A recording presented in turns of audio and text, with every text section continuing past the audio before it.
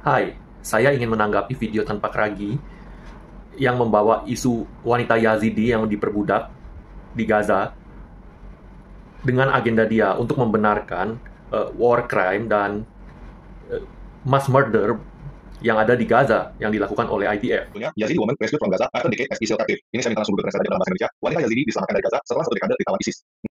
Intinya dulu ada ISIS yang menculik banyak wanita suku Yazidi untuk diperjualbelikan, dan salah satunya diperjualbelikan ke salah satu anggota Hamas. Satu anggota Hamas yang membeli wanita Yazidi tersebut bukan berarti membenarkan IDF bisa meroket sehingga membunuh bayi-bayi yang ada di Gaza, ataupun melegitimasi war crime yang IDF lakukan di Gaza selama 1 tahun, seperti menelanjangi anak laki atau sexual torture ke pria tahanan yang sebagiannya akhirnya dibebaskan juga karena terbukti tidak bersalah. Sumber New York Times. By the way, wanita berburka dikasih privacy, sementara anak laki sudah dicek, masih harus diparadain di foto. Prosedur yang aneh. Pelaparan, membuat ibu hamil kesulitan, menembakkan anak kecil, dan lainnya lagi. Ya, intinya itu. Dari aku, ateis komunis, yang menerangkan ke Kristen sejati yang sangat pengampun tanpa keragi.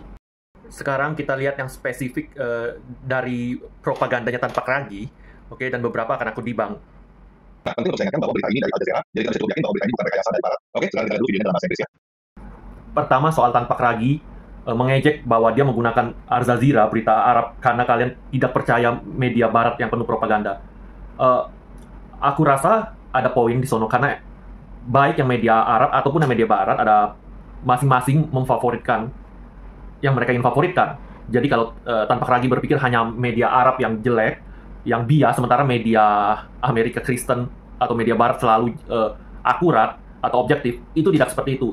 Ini bukti studi yang menunjukkan bahwa media Barat menunjukkan standar ganda antara Ukraina versus Palestina. Dan kita sudah tahu lah, sudah sangat common, media Barat, mungkin tanpa keragi Chinese juga kan, media Barat suka banget memframing China dengan sangat negatif dan tidak objektif. Ya, itu bisa didebat lain kali lah. Katakan penculiknya di Gaza baru saja terbunuh, sehingga ia dapat melarikan diri dan mencoba mencari jalan pulang. Jadi wanita ini bebas karena Israel menyerang Gaza, dan teroris Hamas yang menyebabkan dia mati terbunuh. Kalau Israel tidak menyerang Gaza, sekarang dan mungkin selamanya dia masih menjadi budak seks teroris Hamas. Dipimpin oleh Amerika Serikat, kata para pejabat. Tadi kita lihat di Al Jazeera, dia tidak mau menyebutkan bahwa wanita Yazidi ini diselamatkan oleh pasukan Israel ya. Fauzia. Kedua, propaganda tanpa keragi bahwa berkat IDF tuh datang melakukan perang, jadinya cewek Yazidi ini selamat dari quote-unquote pemerkosaan, seperti itu. Aku rasa kalau ingin menyelamatkan satu wanita tersebut dari perbudakan, kita bisa mencari jalan yang tanpa harus membom dengan ledakan tinggi yang membunuh bayi ataupun anak kecil, atau menembak anak kecil, membuat hidup orang lain kesulitan karena tak ada rumah, tak ada hospital, mau melahirkan pun susah. Belum lagi IDF sendiri juga melakukan sexual torture. Ingat, New York Times, media Barat bukan media Arab yang propaganda, mengatakan bahwa banyak laki salah target, oke, dan mereka adalah sipil. Satu kebaikan dari IDF di sini tidak membenarkan ton atau jutaan war crime, kejahatan perang yang mereka lakukan di Gaza, dan juga tidak membenarkan umat Kristen yang sangat penyayang untuk membenarkan perang ini yang membunuh banyak rakyat, dan belum lagi kejahatan perang yang IDF lakukan. Itu dalam kondisi fisik yang baik, tetapi trauma akibat masa penahanannya dan situasi kemanusiaan yang buruk di Gaza. Iya, benar. Wanita itu trauma dan tentu harus diperhatikan tanpa keragi. Tapi gimana dengan trauma anak-anak karena serangan-serangan yang dilakukan IDF? Oh iya, mungkin anaknya nggak trauma lagi, udah mati kali ya, ke bom. Ya, sebenarnya saya cari berita ini dalam bahasa Indonesia, tapi saya cuma menemukan satu ya, dari suara.com. Ini ya, jadi saya mengapresiasi suara.com yang berani memberitakan ini. Sebenarnya media-media lain yang pro-teroris Hamas tidak berani untuk memberitakan ini ya. Ya, media di Indonesia sebagian besar adalah pro Palestina, oke. Tapi bukan berarti media Barat perfectly suci, oke. Pro Israel punya media dari Barat juga bias. Misalnya mereka memotret orang-orang yang pro Palestina sebagai pro Hamas, lalu dialihkan ke pro teroris, ya kan? Contohnya kalau murid-murid di Amerika protes hentikan perang di Palestina karena bayi-bayi bisa kebom kalau IDF terus menyerang. Jadi please stop. Oke, dan orang Kristen pembawa kebenaran di dunia ini bilang, ayo Israel bom terus. Oke, karena ada satu wanita Yazidi yang diperbudak. Soal diperdagangkan Hamas, saya rasa bukti dari Tanpa Ragi kurang kuat ya. Oke, karena artikelnya kan nulis satu anggota Hamas. Dia tidak bilang quote and quote semua anggota Hamas rajin jual beli budak, kan tidak, ya kan? Dan itu bisa menjadi false accusation. Ibarat di sini saja di Indonesia, misalnya di sini saja, sebagian lah teman-teman dari influencer Kristen kan suka melabel pria di sini pemark house ya. Sekarang gini, misalnya nih ada HW, inisial HW yang ingat kasus dulu yang mencabuli. Oke, lantas Israel datang dan menyiksa Ade Armando, menyiksa Kaisang, menyiksa Raffi Ahmad misalnya.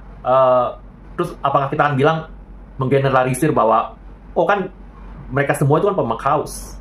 Kan nggak gitu juga. Jadi nggak bisa digeneralisir maksud saya. Adalah pengingat akan kebrutalan yang dihadapi oleh anak-anak Yazidi. Kisahnya adalah pengingat akan kebrutalan yang dihadapi oleh anak-anak Yazidi yang diambil tanpa pilihan. Ingat, masih ada 101 warga Israel yang disandera di Gaza. Cuitnya. Tanpa Ragi menarasikan bahwa oh, kalau satu Yazidi ini gimana dengan nasib hostage yang lain. Gambaran agar kita berpikir oh pasti lebih parah, tapi kan tidak selalu seperti itu kan. Misalnya hostage Noah Argamani, dia dikasih kesempatan interview, tidak membicarakan hal yang seperti Tanpa Ragi harapkan. We came to a festival, peace and love festival, so just celebrate, and then we start to hear the rockets. Unfortunately, rockets is something that's really common in Israel, so we didn't thought that it's going to happen in this way. And after we realized what's going on, by see a video of terrorists came into a house of people, so we realized that something wrong going on, and we need to run away. And at this moment, we tried to escape. I think something like 3 or 4 hours until the car just stopped and cannot continue. Because they shoot everywhere. We just ran to this one point to another point, and every point we came, they shooting on us. So we have no way to run away. We came with the car until the car stopped, and then we fight with the world. A lot of time. I just cannot tell the time because we don't know which time we keep.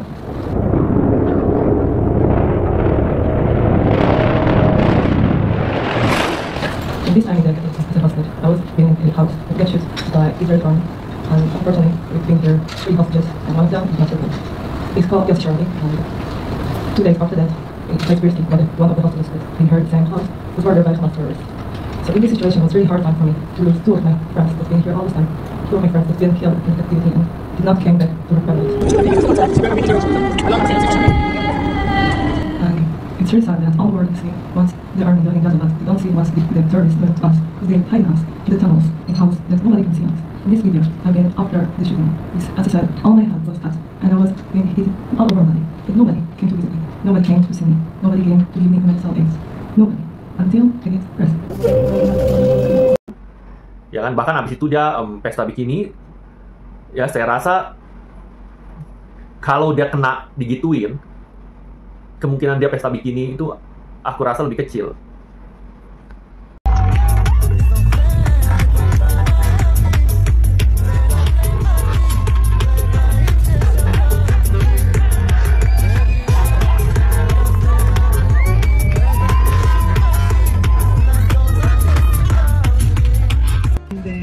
היה קורה פה את המלחמה ברגעים האלה ממש.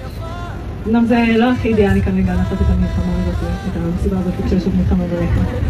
שיש עוד חיילים שלנו שנמצאים בשדה הקרב, שיש עוד 109 חטופים שנמצאים שם בעזה, כולל הבן זוג שלי, נטע אמר, שאנחנו מתגעגעים אליו נורא. אבל ביחד עם עובדים אני שמחה. לסגוג עם כולכם את החיים עצמם.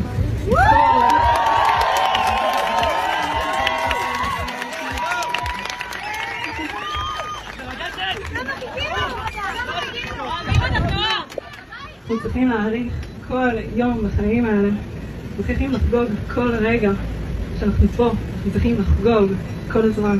תודה לכל מי שהגיע לחגוג איתנו היום. 246 יום חיכיתי לרגע הזה. שנחזור כולנו ביחד.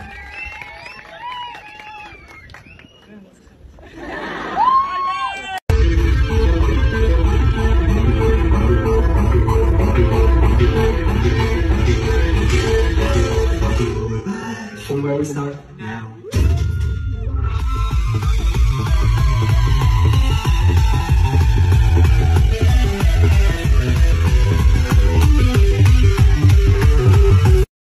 Atau ketika hostage ada tuh yang pertama dibebaskan yang dia bilang Hamas tidak menyentuh tangannya.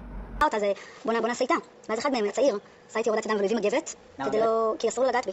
ישי מאוד, ישי קדושה שם. ישי מלכה, היו עושים לי שיחות איך לשמור על אדם. הסברנו שגם אצלנו לפעמים כן יש חברות, שלאדם יכול להיות חבר, יכולים להיות לה כמה חברים לפני שתתחתן, אני אפילו מעודדת את זה, שהיא תתנסה, שהיא תכיר לפני שהיא אצלם מוסד הנישואים, אבל היו מתאמתים על זה. כן, גם אמרו לי, אנחנו מחתנים אותך בעזה. את בעזה, את מתחתנת. אנחנו נמצא לך גבר בעזה. הם נתנו לה שם מאוד יפה.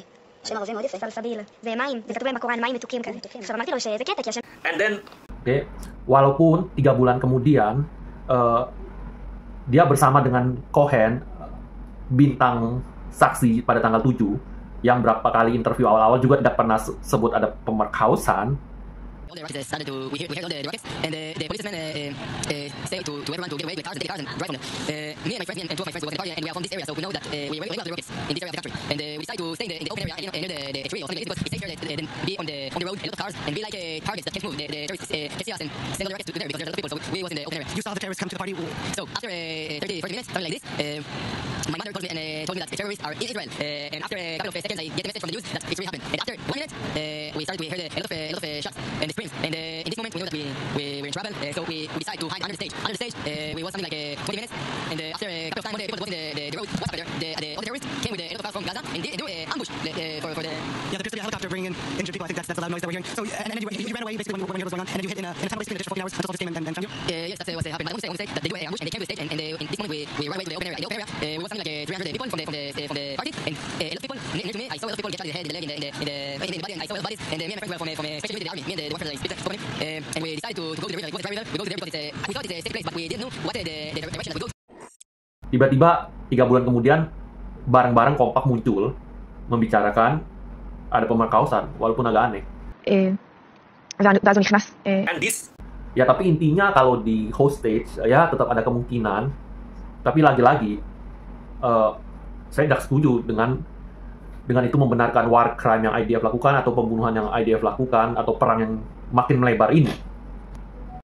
By the way, si Cohen, si saksi, ada selfie ketika dia sembunyi di semak-semak dengan tersenyum, oke? Pada waktu yang harusnya dia sedang menyaksikan pemerkosaan yang dia katakan 3 bulan kemudian. Dan Kanada, menurut Perserikatan Bangsa-Bangsa, militer Israel telah berperang melawan Hamas di Gaza sejak serangannya yang belum pernah terjadi sebelum tentara Israel hampir setahun yang lalu, yang mengakibatkan kematian 1.205 orang menurut perhitungan AFP. Serangan militer bahasa Israel di Gaza telah menewaskan sedikitnya 41.788 orang, sebagian besar dari mereka adalah warga sipil. Menurut angka yang diberikan oleh Kementerian Kesehatan wilayah yang dikuasai Hamas, ya mereka selalu mencantumkan ini ya, sebagian besar dari mereka adalah warga sipil, sebagian besar adalah wanita dan anak-anak. Padahal teroris Hamas itu memang menyamar sebagai warga sipil. Bahkan kemarin kita tahu bersama bahwa mereka, yaitu Yahya Sinwar, bahkan menyamar sebagai seorang wanita. Tanpa Ragi bilang Hamas bersembunyi di antara warga sipil. Dia juga pernah buat video Hamas menembaki warga sipil. Yang berarti harus diakui dong, warga sipil itu ada. Oke, jadi yang kena sexual torture, laki-laki yang ditelanjangin, itu juga ada yang sipil, bukan semuanya Hamas seperti yang pro-Israel suka frame-frame atau claim. Tapi ya Sinwar gak sembunyi-sembunyi amat lah, dia ada melawan juga tuh, gak sembunyi. Battalion commander who assessed the situation. After evaluating the threat, the commander gave the order to open fire on the structure. The gunfight with militants inside the building were relentless in not surrendering. Around 3:00. Soal Menteri Kesehatan Gaza yang kau bilang Hamas ya, yang kau curigai pasti bohong dan menginflasi angkanya. Kalau nggak salah ada YouTuber bule yang dia mendapat sumber dari sebuah studi, oke, yang mengatakan 85% cukup valid karena ada mereka juga ada kode-kode dari Israel juga. The key takeaway appears to be that it's doing a good job. The Economist, for example, conducted an analysis in late April and found that 84% of the entries were valid, with real ID numbers. The periodical also got to access an Israel Defense Forces analysis of the list from January. The IDF concluded that 83% of the entries on that list were real people. Professor Mike Faggot of Royal Holloway University also came up with a similar figure in a March analysis, concluding that 84% were likely real. Summarizing the findings, he was quoted as saying, yes, there needs to be more work on the data, but it is still a good, largely transparent system. All subsequent work on the death toll of the war will build on this foundation. Other are the World Health Organization and Human Rights Watch. As The Economist wrote in their article, quote, in other words, while not all entries on the named list are complete, there is good reason to believe those on it are dead. The last time the list was released in full, at least at the time of writing. Tapi taruhlah Menteri Gaza yang anggota Hamas juga itu berbohong misalnya pun. Ya kita logika aja, Israel menjatuhkan bom yang begitu besar, oke, tentunya mati begitu banyak dan sudah melebihi 7 Oktober yang kamu orang Kristen klaim sangat barbar, oke? Dan saya yakin ini yang mati lebih dari 7 Oktober. Perserikatan Bangsa-Bangsa.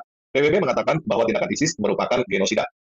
Tan Pak Ragi selalu membawa PBB sebagai kitab suci dia kalau sesuai agenda dia dalam hal pro-Israel.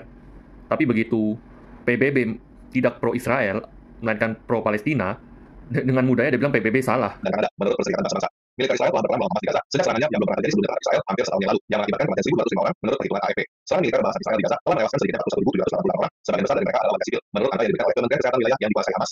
Ya, mereka selalu mencantumkan ini ya. Sebagian besar dari mereka adalah warga sipil, sebagian besar adalah wanita dan anak-anak. Padahal teroris Hamas itu memang menyamar sebagai warga sipil. Bahkan kemarin kita tahu bersama, bos mereka, yaitu Yahya Sinwar, bahkan menyamar sebagai seorang wanita. Operasi yang menewaskan hampir 10.000 orang dalam hitungan hari, yang menyebabkan ribuan wanita diculik, diperkosa, dan dilecehkan sebagai budak seks. Wanita itu diambil pada usia 11 tahun dan kemudian diperdagangkan ke Gaza. Ini mengingatkan saya. Ya, sebagian yang saya lihat Kristen, influencer kayak Tan Pak Ragi, Paul Chang, Monique Risker, dan beberapa lagi ceramahin kita, quote-unquote jangan ada pelecehan di perang. Oke, tapi mereka sendiri either diam atau justifikasi atau bahkan buat sexual jokes. Oke, ketika anak laki ditelanjangin, oke, sudah dicek pun masih diparedain dan difoto. Cewek berburka dikasih privacy, by the way, sebelum kamu excuse. Relax, justifikasi atau bercanda ketika puluhan laki-laki mendapat sexual torture dari IDF. Yang mana New York Times mengatakan banyak laki sipil salah target. Dan kalaupun ada yang benar Hamas teroris, bayangin kalau CCP perkaus balik cewek Pak Edo. Oke, gue yakin orang Kristen akan berkata lain lagi.